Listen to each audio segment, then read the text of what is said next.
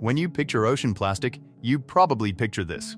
But almost none of it actually came from here. Just 1,000 rivers, roughly 1% of all rivers on Earth, are responsible for 80% of all the plastic entering the ocean. The story of the cleanup is not the story of the ocean. It's the story of where the plastic actually came from.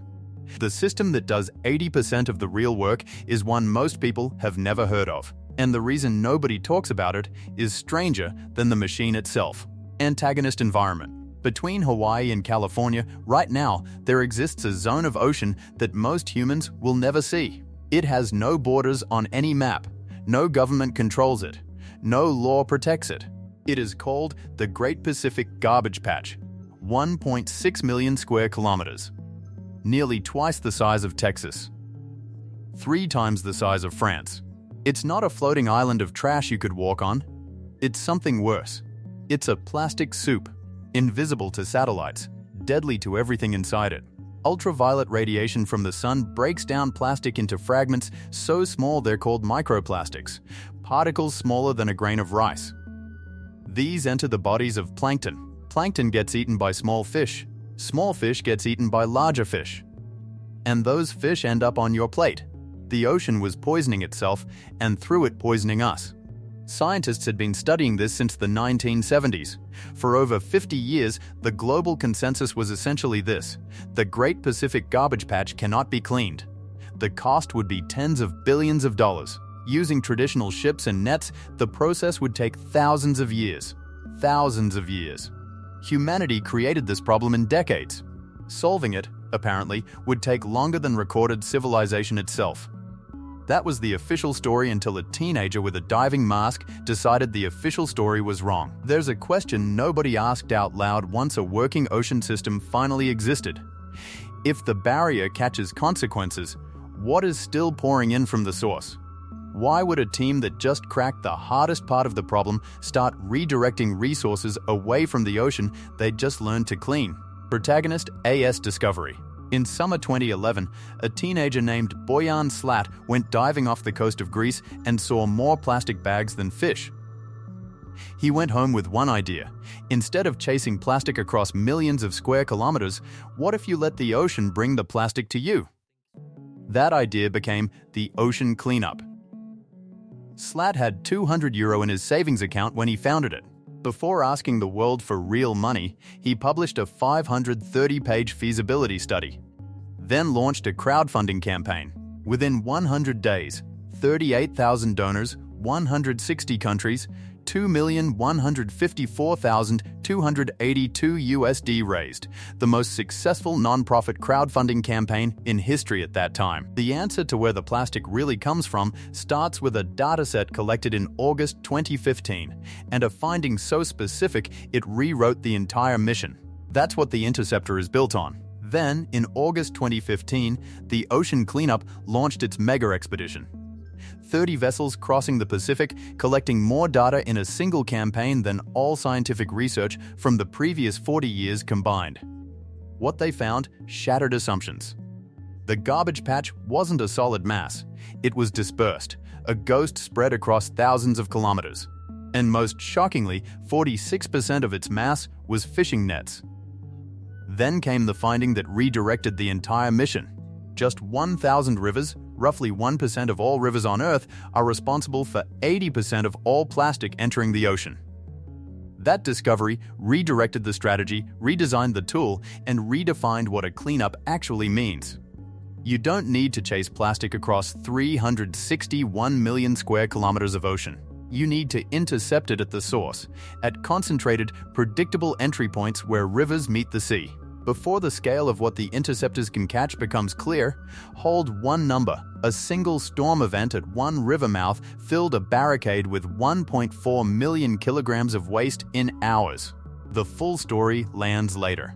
Engineering mechanism. The Interceptor. System 001, nicknamed Wilson, was deployed in 2018 and broke within months.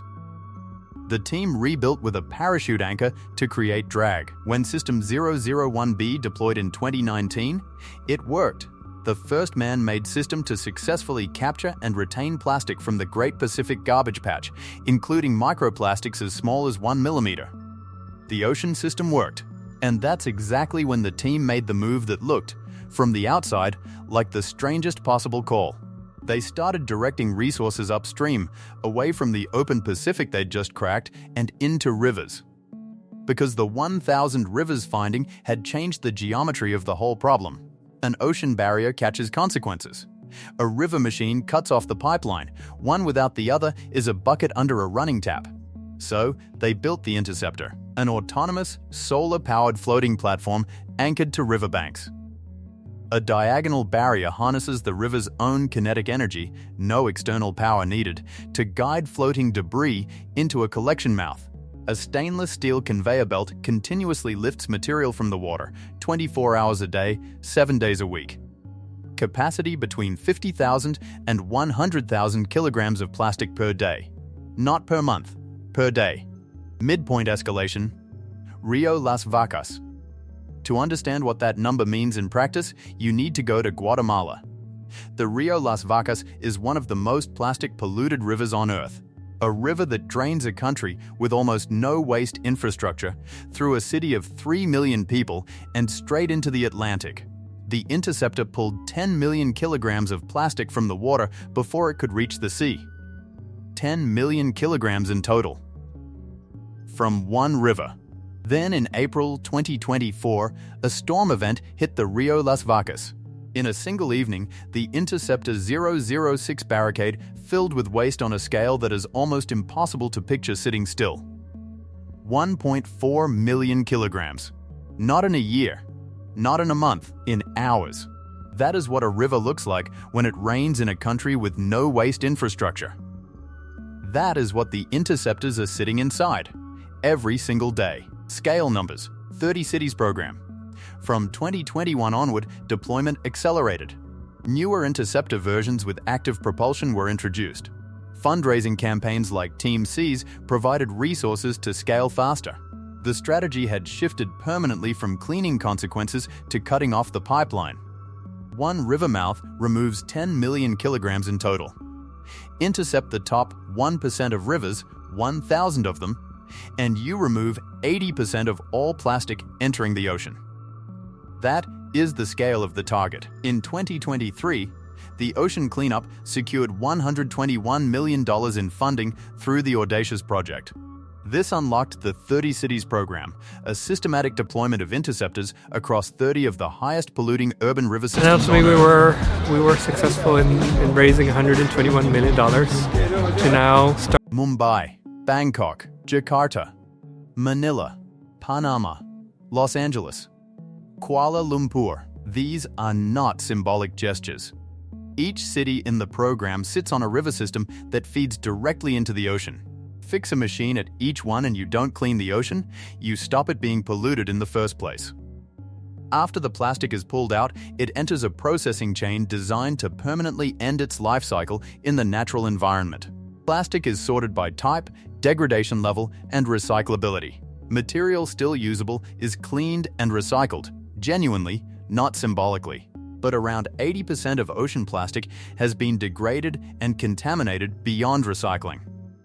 That material undergoes energy recovery or controlled processing to remove it permanently from any natural system. The principle is absolute. The ocean never has to carry this again. The ocean cleanup didn't stop cleaning the ocean, it started cleaning the source. What the mega expedition revealed in 2015 forced a pivot that most organizations would never have made, because admitting the ocean is the wrong battlefield means admitting the previous strategy was incomplete. They made that call anyway. The discovery redirected them. The interceptor was the result. And the result is in the numbers. From €200 to 47 million kilograms removed. And the next target, 90% of all floating ocean plastic gone by 2040, is going to be one upstream, not at sea. The experts said it would take thousands of years. It took one team willing to stop believing the problem was where everyone was looking. The same logic that sent the ocean cleanup upstream applies everywhere. Agricultural runoff, air pollution at the source, food waste at the point of production. The pattern is always the same. We build systems to catch consequences and ignore the pipeline that's still running. That's the next story. If this changed how you think about what a cleanup actually is, subscribe. There's more of this kind of story coming.